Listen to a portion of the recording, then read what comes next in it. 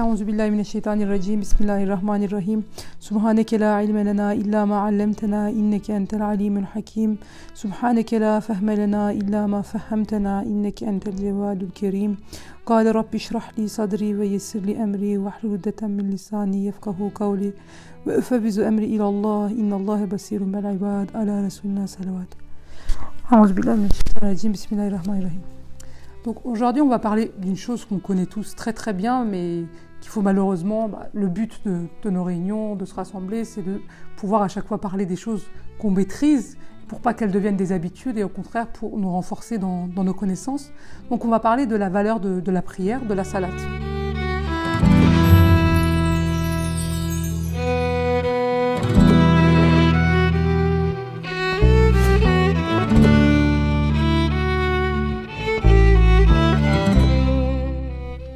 Quand on regarde dans notre vie, Allah Ta'ala, il nous a donné un corps, il nous a donné une vie, il nous a donné des organes. Par exemple, si on regarde nos yeux, l'exemple le plus simple, si quelqu'un nous dit, allez, tu peux me vendre tes yeux, parce que c'est bon, ça fait 30 ans, ça fait 40 ans, ils sont usés, t'as qu'à aller t'en acheter des nouveaux.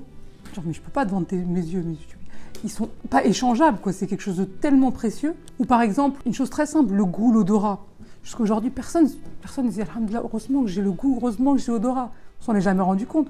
Jusqu'à que quoi, que le Covid nous frappe et qu'ils nous disent, regardez à quel point c'est un détail, mais c'est quelque chose de tellement sacré, le goût, l'odorat, enfin, tous nos organes, quand nos yeux, quand on a une conjonctivite et que ça coule et que ça gratte, on est au bout de notre vie alors que c'est quelque chose de très simple.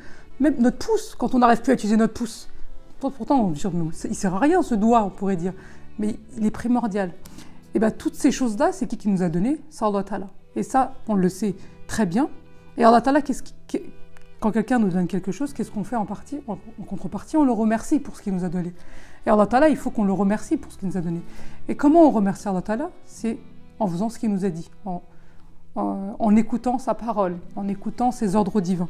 Et dans ces ordres divins, le premier ordre, après qu'on ait cru, Allah Ta'ala, la première action qu'il nous demande d'accomplir, et la première action pour laquelle on va rendre des comptes dans l'au-delà, c'est la prière. C'est la salat. Donc Allah Ta'ala, il nous demande de faire la prière. Donc on a bien compris que la prière, c'est un ordre de Dieu. Ça, personne n'a de doute là-dessus. Tout le monde est au courant, tout le monde le sait. Comment on fait la prière? Ça aussi, tout le monde le sait. Au pire, si on ne le sait pas maintenant, de nos jours, avec Internet, on a tout, on a accès à tout. Il suffit de rentrer sur YouTube, on a des vidéos de tout. Mais malgré ça, quand on regarde dans les musulmans, la plupart des musulmans ne prient pas. 90% des musulmans, malheureusement, ne font pas les prières, alors que c'est la première chose de laquelle on va rendre des comptes dans notre monde. Alors la question, c'est pas pourquoi je dois prier ou comment je dois prier, c'est pourquoi Allah Ta'ala me demande de prier. Quel est l'intérêt de prier? C'est vrai, quand quelqu'un réfléchit, il dit oh, prie pas, c'est pas grave. Quand on regarde certains musulmans, ils disent ça lui fait quoi Allah Ta'ala que j'ai prié ou que j'ai pas prié? Il n'a rien à y gagner. Effectivement, est-ce que Allah il a quelque chose à gagner à nos prières? Ça lui apporte quoi? De toute façon, c'est le plus puissant. De toute façon, il a tout. C'est lui qui a créé les cieux et la terre, le monde, le microbiote, le plus grand, les galaxies, le système solaire. Il n'a pas besoin de la prière d'une minuscule personne comme moi. Mais c'est pas parce qu'il en a besoin qu'il nous le demande. C'est parce que c'est pour mesurer quoi? C'est pour mesurer notre loyauté. Allah Ta'ala, ce qu'il veut mesurer, c'est notre loyauté. Moi, je t'ai demandé de prier. Est-ce que tu vas le faire? Je t'ai demandé de le faire 5 fois par jour. Est-ce que tu vas le faire? Je te donnais plein de choses, gratuitement, des choses dont tu ne te rends même pas compte de la valeur, des choses très importantes. Moi, en contrepartie, tu dois montrer que tu es loyal envers moi. Et comment tu vas montrer ta loyauté? C'est en écoutant ce que je te dis de faire. Pareil, par exemple, pour nos enfants. Je vous aime, je vous donne tout, mais en contrepartie, vous devez m'écouter. Ah, vous ne devez pas m'écouter pour me faire plaisir, vous devez m'écouter pour votre bien, en fait, quand on dit des ordres. Des fois, même en gueulant, on dit des choses à nos enfants, mais en réalité, c'est pour leur bien. Allez, va dormir. Pourquoi? Parce que pour pas que le lendemain, ils soient fatigués à l'école. Allez, fais tes devoirs, allez, lave-toi. Pourquoi? Pour leur bien-être. Des fois, on le dit gentiment, des fois, on va le dire un peu plus fort pour qu'ils le comprennent. Et bien, Allah Ta'ala, c'est pareil, il dit, je vous demande de prier, mais c'est pour votre bien. Si vous cheminez dans la foi, vous comprendrez pourquoi vous devrez prier. Faites-le, montre-moi votre loyauté envers moi. Et donc, pour bien comprendre le pourquoi on prie, on va voir ça à travers les Risale-i Nour de Bediüzzaman Said Nursi, et notamment la 4e parole où il nous parle de l'importance de la prière. Il dit dans le hadith, le prophète alayhi salam, la prière est le pilier de la religion. Alors, on sait tous très bien que le pilier de quelque chose, c'est quelque chose de très important. Par exemple, quand il y a un tremblement de terre, qu'est-ce qu'on regarde? Après le tremblement de terre, les gens qui viennent évaluer les dégâts, la première chose qu'ils regardent dans les bâtiments, c'est les piliers. Si les murs, les portes, les fenêtres, ils sont cassés, c'est pas très grave. Mais si les piliers ils sont effondrés, ah bah ce bâtiment il sert à rien. Le pilier il n'est pas là, c'est bon. On peut effondrer ce bâtiment. Il est inutilisable, il est trop risqué. Mais si les piliers ils sont solides, il n'y a plus de mur, il n'y a plus rien, on peut reconstruire par-dessus. Il y a quelque chose de solide. Et bah la prière c'est pareil. Si la prière c'est le pilier de la religion, si la prière elle est solide, si elle est ancrée dans notre vie, si elle est faite avec ferveur et amour, et bah quoi qu'il nous arrive, peu importe les épreuves qu'on va endurer, eh ben, on va toujours retrouver notre chemin. Pourquoi? Parce qu'on a la prière qui nous rappelle à l'ordre. Et 5 fois par jour, on revient dans cet ordre-là. Et c'est ce qui permet de nourrir notre foi. La foi, elle va nourrir les actions, et les actions, elles vont nourrir la foi. Qu'une seule des deux, ça ne marche pas. Vous connaissez tous la phrase « je pense, donc je suis ». Bah, moi, je dis dans la religion, c'est « je crois, donc je fais ». Si tu crois seulement, au bout d'un moment, tu vas te perdre dans ta croyance et tu ne vas plus être croyant. Mais si tu crois et que tu agis en même temps, eh ben, ton action va permettre d'approfondir ta foi. Donc il dit dans le Risale-i-Nur, Bediüzzaman Said Nursi, si tu veux comprendre avec certitude combien la prière est précieuse et importante, et qu'elle ne coûte quasiment rien, et qu'elle peut être acquise sans beaucoup d'efforts, et combien est perdant et insensé celui qui ne l'accomplit pas, considère la parabole suivante. Il dit plusieurs choses. Il dit, la prière, c'est quelque chose qui est précieux, et en même temps, c'est quelque chose qui est important, mais que ça coûte rien. En réalité, dans la vie, quand on regarde, quelque chose qui est précieux et qui est important, ça coûte cher. Quand on va acheter un produit qu'on ne connaît pas trop, en magasin, on fait quoi? D'abord le plus cher, on se dit, ah, si ça c'est le plus cher, c'est que ça doit être la meilleure marque, celui de plus grosse qualité. Mais là, ils disent tout le contraire, ils disent c'est précieux et important, mais en réalité, ça coûte rien, c'est vrai. Quand on regarde la prière, c'est pas une action très compliquée à faire, on ne demande pas de soulever des tonnes. Il y a des choses beaucoup plus fatigantes, même le ménage, c'est plus fatigant que faire la prière. La prière, ça dure quelques minutes, c'est te prosterner, te relever, il n'y a pas de poids à surlever, il n'y a pas physiquement, il n'y a rien de difficile. Et il dit, et combien est perdant et insensé celui qui ne l'accomplit pas. En réalité, les gens ils pourraient dire « Oh, c'est bon, j'ai pas fait quelque chose de mal. J'ai pas tué un homme, j'ai pas volé dans un magasin.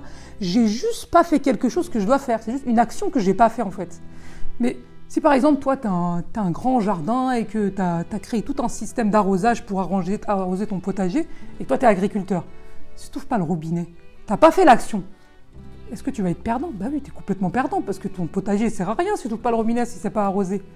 Et bah, même si ça paraît comme c'est quelque chose que j'ai pas fait, et bah, ça te fait perdre. Il va nous raconter ça à travers une parabole, une histoire. Il dit, il y a un souverain qui envoie 2 de ses serviteurs séjourner dans une de ses belles propriétés, situées à distance de 2 mois de trajet, et leur offrit 23 pièces d'or chacun. Donc il dit à 2 de ses serviteurs, écoutez, je vais vous envoyer séjourner dans une belle propriété à moi gratuitement. Vous allez, c'est un trajet de 2 mois, et pour faire la route, pour votre trajet, pour arriver là-bas, je vais vous donner 24 pièces d'or. C'est tout bénef en fait. Il t'offre un voyage, il t'offre la destination, et il te donne même de quoi faire le trajet. Il leur enjoignit, c'est-à-dire qu'il leur donne à l'ordre suivant. Achetez-vous des billets et des provisions pour le voyage, et tout ce dont vous auriez besoin pour votre séjour. Et en même temps, il les conseille. Il ne les envoie pas comme ça, perdus tout seuls. Il leur donne des conseils pour partir. Il leur dit faire attention à ça pour arriver à votre but. Donc, avec l'argent, qu'est-ce que vous allez faire? Avec vos pièces d'or, vous allez acheter des billets et des provisions. Donc, vous allez penser à la finalité, l'endroit où vous allez, l'endroit ultime. Donc, il faut acheter le billet. Mais attention, il y a quand même un chemin à parcourir. Donc, il faut aussi penser au chemin que vous allez parcourir. Donc là, il faut acheter des provisions. Et tout ce dont vous aurez besoin pour votre séjour. À une journée d'ici, vous trouverez une station où vous prendrez, selon votre fortune, la voiture, le train, le bateau ou l'avion. Après quoi, les 2 serviteurs prirent congé. L'un d'eux dépensa un peu d'argent jusqu'à la station pour une bonne affaire, satisfaisant ainsi son seigneur, ce qui multiplia sa fortune par 1000. Donc les 2 hommes, ils partent en voyage pour aller à la destination finale avec leurs 24 pièces d'or. Il y en a un des 2, il fait quoi? Il dépense pas beaucoup d'argent jusqu'à la station, et au contraire, il fait même une bonne affaire. Par contre, le 2e serviteur, il dépense 23 de ses 24 pièces d'or au jeu de hasard avant d'arriver à la station. Donc le 2e, qu'est-ce qu'il fait? Il fait n'importe quoi. Il dépense tout. Il lui en reste une seule pièce d'or. Et il est encore qu'au début de chemin, parce qu'il y avait 2 mois de route à faire. Il a fait qu'un jour. Il n'a pas du tout écouté les conseils de son serviteur, qui lui avait dit quoi? Attention, il faut penser à la finalité et à ton chemin. Donc le billet pour l'endroit final où tu dois aller et tes provisions pour la route. Mais lui, il a tout dépensé pour la route et encore qu'une partie de la route en fait. Son compagnon lui dit alors, achète-toi donc un billet avec la pièce qui te reste. Cela t'évitera de faire tout ce trajet à pied et affamé. D'ailleurs, notre Seigneur est noble et généreux. Peut-être aura-t-il de la pitié de toi et te pardonnera-t-il. Peut-être te laissera-t-on également prendre l'avion et ainsi nous arriverons à destination en un jour. Sinon tu seras obligé de traverser seul, affamé et à pied 2 mois de désert. Il n'est pas étonnant de voir à quelle sorte de danger ce malheureux s'exposerait s'il ne suivait pas le conseil de son compagnon. Effectivement, là, son compagnon, il est vraiment de bon conseil, quoi. Il lui trouve une solution ultime pour ne pas être complètement perdu et tout seul et malheureux. Maintenant, écoute. Donc ça, c'était la parabole que Bédu Saman Saïd Nursi nous raconte. Donc il va retranscrire ça à notre vie. Ô homme qui ne s'acquitte pas de la prière. Ou, donc il parle aux gens qui font pas la prière, mais aussi, pas que à eux, et ô mon âme rebelle qui n'y prend guère plaisir. Et à nous, malheureusement, qui prions, mais malheureusement qui ne prenons pas le plaisir qu'il y a dans la prière. Parce qu'effectivement, dans la prière, il y a un plaisir que Allah Ta'ala nous a donné, mais on ne se rend pas compte de ce plaisir qu'il y a dans la prière. C'est quoi le plaisir qu'il y a dans la prière ? Quel plaisir on peut avoir ? Quel plaisir on peut ressentir à faire la prière ? Eh bien, si on réfléchit bien, quand on fait la prière, c'est le moment où le Créateur des cieux, de la terre, de la vie, il nous invite en sa présence. En fait, c'est un honneur, en fait. Allah Ta'ala, il nous invite à lui. Il a créé la terre, les cieux, les galaxies, les hommes, les animaux, tout un système. Et il nous dit, viens, je t'invite. Viens à côté de moi, toi, ô petit homme. Et il ne nous invite pas qu'une fois, il nous invite 5 fois dans la journée. Quand il y a un élu, ou un maire, ou un ministre, quelqu'un de connu qui vient, tout le monde veut y aller, tout le monde est là. Ou alors quand on échange avec ces gens-là, on dit tout de suite, ah, on a échangé, ah, j'ai partagé, on a passé 5 minutes ensemble, on veut passer plus de temps avec ces gens-là, ou quelqu'un de connu, ou quelqu'un de, voilà, et on s'en vante. Là, c'est Allah Ta'ala qui t'invite à lui. Il te dit de venir à lui, mais malheureusement, on ne se rend pas compte de la grandeur d'Allah Ta'ala et de la chose qu'il nous demande. En fait, le problème de ne pas faire la prière ou de ne pas la faire avec ferveur, c'est un problème qui n'est pas dans l'action de faire la prière, mais c'est dans notre foi. C'est que notre foi, elle n'est pas assez solide. Et dans la foi, il y a différents niveaux. Il y a des gens qui vont avoir une foi qui vont faire la prière d'un vendredi à l'autre, ou d'un ramadan à l'autre. Il y a des gens qui vont avoir une foi un peu plus solide, qui vont faire la prière de temps en temps, et puis vont arrêter de temps en temps. Il y en a qui vont avoir une foi un peu plus solide, qui vont faire la prière 5 fois par jour. Et il y en a, ils vont être à un summum où ils vont faire la prière 5 fois par jour, ils vont faire les prières surrogatoires, ils vont faire la prière la nuit, ils vont faire la prière avec les sunnas et les farz, avec tous les détails qu'il faut. Parce qu'ils auront atteint un degré de foi, un cheminement qui fait qu'ils auront tellement compris. En fait, ils auront compris. C'est des gens intelligents qui ont compris ce que c'est que la prière. C'est une rencontre avec le Créateur. C'est un moment où il t'invite à venir échanger avec lui. Il te dit, oh homme, tu vis la misère sur la terre. Les gens, ils te font du mal. Les gens, ils sont hypocrites. Toi, tu leur donnes. Eux, ils te font la misère en contrepartie. Laisse tomber tout ça. De toute façon, tout ça, c'est éphémère. C'est qu'un petit voyage. C'est un voyage où je vais te tester, en fait. Donc, viens à moi. Et demande-moi à moi les solutions. Demande-moi à moi les conseils. Et moi, je suis là pour toi. Il nous met, c'est-à-dire qu'Allah Ta'ala, il nous met à l'ordre du jour en nous appelant. Mais nous, quand on prie pas, ou quand on prie en pensant à autre chose, on ne met pas Allah Ta'ala à l'ordre de notre jour, malheureusement. Et d'ailleurs, dans les Risaleinu, dans un autre Risaleinu, le Bédu Zaman Saïd Nursi, il parle dans Shu'alar, il dit, en réalité, il dit que Sada Zeteri, il dit dans les Risaleh, Allah m'a accepté en sa présence. Quand on fait la prière, Allah nous accepte en sa présence. Nous, des fois, on dit « Ah, en fait, j'ai pas fait la prière » ou « J'ai pas pu faire la prière ». Mais c'est pas ça, en fait. C'est pas que t'as pas fait ou que t'as pas pu la faire. C'est que Allah Ta'ala, il a pas voulu te voir à ce moment-là. Il a pas voulu, il t'a pas pris comme interlocuteur. Il a refusé de te convoquer. C'est pas toi qui as pas fait. Parce que faire la prière, c'est pas quelque chose de physiquement de très compliqué à faire en réalité. Si rien t'empêche de faire la prière. Mais bien sûr, on a des excuses. Par exemple, ah, bah, j'étais au travail, ah, bah, je me suis endormie. Regardez les gens. On a dit pendant des années, bah, j'étais au travail, je ne pouvais pas, j'étais ça, je ne pouvais pas la faire. J'étais obligée de la faire vite parce que je devais aller à une réunion ou je ne sais quoi. Allah Ta'ala nous a envoyé le Covid. Il nous a dit, ok, plus de travail, personne. Restez tous chez vous. Priez maintenant, vous n'avez plus rien à faire. Est-ce que ça a changé quelque chose? Non, c'était juste des excuses en fait qu'on utilisait pour ne pas faire les choses comme on devait les faire. Pourquoi Allah Ta'ala ne nous prendrait pas comme interlocuteur? Parce que il y a des moments dans notre vie, au lieu d'être les serviteurs de Allah, on devient les serviteurs d'autre chose, malheureusement. De nos plaisirs, de la vie d'ici-bas. Malgré qu'on sait que cette vie, elle est éphémère en fait, elle va finir, mais on devient les serviteurs de notre sommeil, d'autres plaisirs. Et du coup, Allah Ta'ala, il dit, ah, tu n'es pas mon serviteur à moi, tu es serviteur de quelqu'un d'autre. Ben alors on va faire ce quelqu'un d'autre. C'est pareil pour nous. Si notre mari, il nous trompe, ou si notre meilleur ami nous trahit, ou si nos enfants, ils nous rejettent, tu dis, bah, écoute, si toi tu veux pas de moi, moi je veux pas de toi de toute façon. Enfin, on a un honneur, quoi. Et ben Allah Ta'ala, c'est pareil. Il dit, ah bah si dans ton cœur, il n'y a pas de place pour moi, si tu n'es plus mon serviteur à moi, tu n'as pas besoin de venir à côté de moi.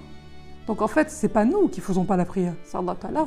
Il nous accepte pas en sa présence. En réalité, c'est plutôt ça. C'est plutôt ça qui est triste. Et c'est plutôt à ça qu'on devrait faire attention. Il dit, oh mon âme rebelle qui ne prend pas plaisir à la religion. Donc on en revient à notre histoire. Ce souverain, c'était qui? Donc on a tous compris, c'est notre serviteur, c'est notre créateur, c'est Allah Ta'ala. Les deux serviteurs, l'un d'eux c'est celui qui est dévoué, qui fait ses prières avec ferveur, et l'autre c'est l'insouciant qui les néglige. Et les 24 pièces d'or, donc on a compris, ça c'était les 24 heures de la vie de tous les jours. La propriété du souverain symbolise le paradis, l'endroit final où ils vont arriver c'est le paradis, et la station qui était là au bout d'une journée, c'était la tombe. Et le voyage, c'était le voyage qu'on accomplit nous dans cette vie, en fait, c'est un voyage. Et donc qu'est-ce qu'il a dit Allah Ta'ala pour le voyage? Il y a deux choses qui sont importantes. Donc dans cette vie, il y a deux choses qui sont importantes pour nous. C'est la finalité, donc achetez vos billets, donc notre billet d'entrée au paradis. On va l'acheter comment? En approfondissant notre foi, en cheminant dans la spiritualité pour pouvoir accomplir avec beaucoup plus de ferveur et d'enthousiasme les actions qu'on fait. La prière et toutes les autres actions qu'on fait, d'ailleurs le jeûne, toutes les autres actions qu'on fait tous les jours. Le bien, la générosité, l'entraide, etc. Tout ça, c'est pour acheter notre billet, en fait, au final. Mais il dit, attention, il ne faut pas penser qu'à l'au-delà, il faut penser aussi à ce monde. Donc c'est quoi? Tes provisions. Tout ce que tu as besoin dans ce monde pour pouvoir vivre cette vie pleinement. Parce que, ok, il nous a envoyés là pour préparer le paradis, mais aussi pour en profiter, quoi. Il a créé quand même les cieux et la terre dans un système où tout est fait pour servir l'homme. S'il y a un système, un écosystème, des animaux, etc., ils sont tous là pour nous, en fait. Si le soleil il est là, c'est pour nous illuminer. Si les arbres ils sont là, c'est pour la photosynthèse et nous donner de l'oxygène. Si les animaux ils sont là, c'est pour pouvoir les utiliser comme montre, pour pouvoir prendre le lait de la vache, pour pouvoir manger de la viande, etc. Tout est là pour servir l'homme. Donc il faut qu'on profite de cette vie. Mais attention, tu profites de cette vie autant que tu vas y rester, et tu te prépares à l'autre autant que tu vas y rester. D'ailleurs, l'être humain, dans la vie, il est souvent blessé par les choses parce que Allah Ta'ala, il nous a donné une âme qui est éternelle, en fait. Notre âme, elle est éternelle parce que quand on va mourir, notre corps, lui, il va disparaître, il va moisir sous la terre. Quand on va mourir, les gens sur la terre, ils vont nous partager nos biens et les êtres sous la terre vont se partager notre corps. On va être déchiqueté, on ne va plus avoir de corps. Mais notre âme, elle va toujours être là. Et l'âme, elle est créée de façon éternelle. Donc, elle a des désirs qui sont éternels. Et c'est quoi les choses qui sont éternelles? C'est Allah Ta'ala qui est éternel. C'est la prière. C'est des bagages qu'on emmène dans l'au-delà. Mais malheureusement, nous, on nourrit notre âme avec des choses qui sont éphémères. On les nourrit avec quoi? Avec avoir des enfants, avoir un mari, profiter de la vie. Mais toutes ces choses-là, elles ont une fin. Malheureusement, on a des enfants, que Dieu nous en protège, mais si on en perd un, on va être triste, ou quand on perd des proches, des parents, etc., ou quand on revient de vacances, il y a un plaisir, mais qui est que temporaire, et en fait, après, il y a un mal qui est éternel, en fait. Pourquoi? Parce que l'âme, elle a besoin de plaisirs qui sont éternels. Donc, il faut la nourrir avec des choses qui sont éternelles, et c'est quoi les choses qui sont éternelles? C'est les actions qu'Allah Ta'ala nous demande, le bagage qu'on prépare pour l'au-delà. Le voyage est celui de l'homme vers la tombe, puis la résurrection, et enfin l'éternité. Les conditions dans lesquelles ce long chemin est parcouru dépendent des œuvres et de la piété des gens. Effectivement, il y a un long chemin à parcourir et ça va dépendre de nos actions et de notre piété. Parce qu'on sait qu'une journée, elle est construite de 24 heures, une heure, c'est construit 60 minutes, etc. On le sait. Mais en fonction de la chose qu'on vit, des fois, ça nous paraît très long, quand on s'ennuie quelque part, etc., ou on est dans une réunion. On s'ennuie, le temps, il passe pas, en fait. Mais quand on vit quelque chose, on est en vacances, c'est fini trop vite. Quand on revient de vacances, tout ça, la même chose. C'était bien les vacances, c'est fini trop vite. Les choses qui nous font plaisir, elles passent très très vite. Et c'est pareil, si toi tu as eu une vie pieuse et que tu as eu des bonnes actions, le chemin que tu vas parcourir va passer vite et la durée que tu vas passer dans la tombe, ça va aller en un éclair. Et c'est pour ça que le premier homme qui a fait une bonne action, qui n'a pas dépensé tout son argent et qui a été son serviteur, lui il va pouvoir prendre l'avion et partir en un éclair à la destination finale. Il ne va même pas sentir le temps passer dans la tombe parce que ça va être que du plaisir. Alors que celui qui aura rien fait, ça va être qu'une torture en fait, ça va être l'enfer avant l'enfer, la vie dans la tombe. Parmi les pieux, il y en a qui, comme l'éclair, parcourent en un jour une distance de 1000 ans, et d'autres qui traversent en un jour un trajet de 50 000 ans à la vitesse de l'imagination. Le glorieux Coran y fait allusion à ces réalités dans 2 versets qui sont dans la sourate Sejdah et dans la sourate Mesarij. Le billet de voyage représente la prière. Donc le billet, c'est la prière et toutes les autres bonnes actions qui vont avec, mais comme je vous l'ai dit au début, la première des choses dont on va rendre compte, la première action dont Allah Ta'ala va nous demander des comptes dans l'au-delà, ça va être la prière. D'ailleurs, c'est la chose qu'on mentionne le plus dans les actions qu'il y a dans le Coran, c'est la salat, la salat, la salat. Une seule heure suffit pour accomplir les 5 prières et les ablutions qui vont avec. Effectivement, si on globalise tout, si on le fait normalement, en prenant notre temps, ça nous prend qu'1 heure dans la journée, les 5 prières. Comme est perdant et déraisonnable et injuste envers lui-même, celui qui emploie ses 23 heures pour cette vie terrestre et qui est si courte et n'emploie pas une seule heure pour la vie éternelle en le consacrant à la prière prescrite. Effectivement, l'homme, il avait tout dépensé, il lui en restait qu'une, donc il est dit de dépenser dans le bon sens. Et c'est pareil pour nous. En fait, en réalité, c'est pas ça qu'on devrait faire. On devrait faire plus d'heures pour notre spiritualité, mais Allah Ta'ala il dit, même si vous m'en donnez une, ça suffit en fait. Si la raison admet qu'un homme puisse dépenser la moitié de ce qu'il possède pour un billet de loterie à laquelle 1000 autres participent, c'est-à-dire où il n'a qu'une possibilité sur 1000 de gagner, alors n'est-il pas insensé et idiot de ne pas donner le 24e de ses biens pour un trésor éternel dont le gain est garanti à 99%. C'est vrai, dans la vie, même quand on va faire les courses, on fait attention à notre intérêt en fait. Si je prends ça, on y va pendant les soldes, on va prendre des trucs qui sont en lot parce que l'intérêt, en fait, même pour des petits détails, des choses futiles en fait, pas très importantes, on va penser à notre intérêt. Là, Allah Ta'ala il me dit, là, il va jouer à la loterie, il a peut-être une chance sur 1000 de gagner à la loterie, c'est quelque chose de vraiment aléatoire en fait. Souvent on perd d'ailleurs. Mais il dit, tu as 99% de chance de gagner le paradis si tu fais ta prière. Là, c'est tout bénef en fait. Nous qui pensons à nos plus petits intérêts, un intérêt comme ça, celui qui prétend à l'intelligence ne saisira-t-il donc pas combien il est loin de la raison s'il refuse un intérêt comme celui-là? Pourtant, la prière apporte la tranquillité de l'âme, du cœur et de l'esprit, et elle n'est guère difficile pour le corps. En réalité, effectivement, la prière, c'est pas quelque chose qui est difficile pour notre corps. On l'avait dit tout à l'heure. Notre corps, lui, il a besoin de manger, de boire, et notre âme, elle a besoin d'action. Eh bien, la boisson la plus sacrée pour l'homme, c'est la qui est primordiale. On ne peut pas vivre sans eau. Par exemple, le gaz qui est le plus primordial pour notre corps, c'est quoi? C'est l'oxygène. On ne peut pas vivre sans oxygène. Et bien, pour notre âme, l'action qui est la plus primordiale, on ne peut pas vivre sans ça. Notre âme, elle ne peut pas vivre, sinon elle est dans la perdition.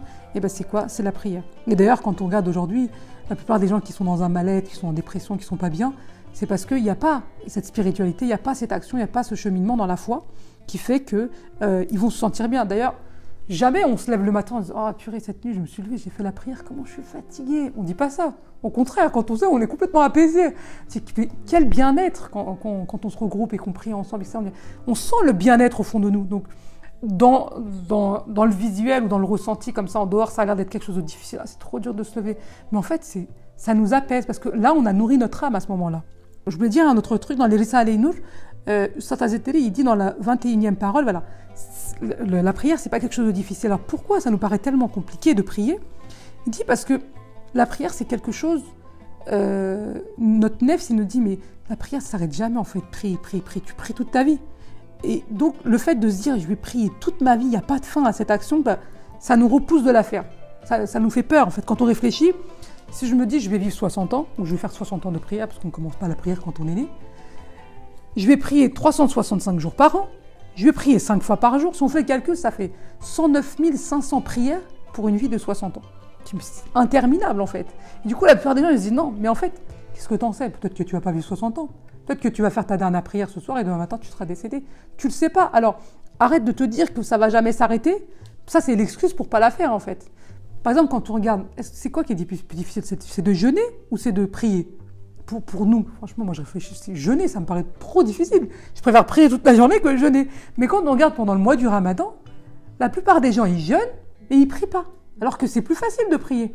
Donc je dis, mais c'est pas logique, pourquoi tu pries pas et tu jeûnes? Parce que le jeûne, c'est 1 mois. 1 mois après, je suis fini.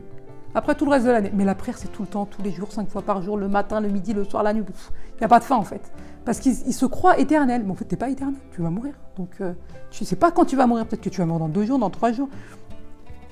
En outre, les bonnes actions quotidiennes de celui qui accomplit ses prières, s'il les fait avec bonne intention, auront valeur d'action d'adoration. Et ça, c'est vraiment le summum en fait. C'est-à-dire que si tu pries 5 fois par jour, toutes les actions que tu vas faire entre, eh ben, ça va être aussi que des bonnes actions. C'est-à-dire si par exemple vous voulez faire du yaourt, vous avez votre casserole de lait, qu'est-ce que vous mettez dedans pour faire du yaourt? Vous mettez du yaourt et vous mélangez avec et ça vous fait votre casserole de yaourt. Et ben c'est pareil en fait, si votre casserole c'est votre vie, vous avez toutes vos actions de la vie de tous les jours, manger, dormir, voir des amis, aider des gens, travailler, etc. Et ben si vous la mélangez avec vos 5 prières quotidiennes, avec une bonne intention, et ben toute votre vie, vos 24 heures, même le moment où vous dormez, et ben ça va être des bonnes actions en fait. Ça va être 100% de bénéfice. Ainsi, il peut faire passer tout le capital de sa vie pour le compte de l'au-delà.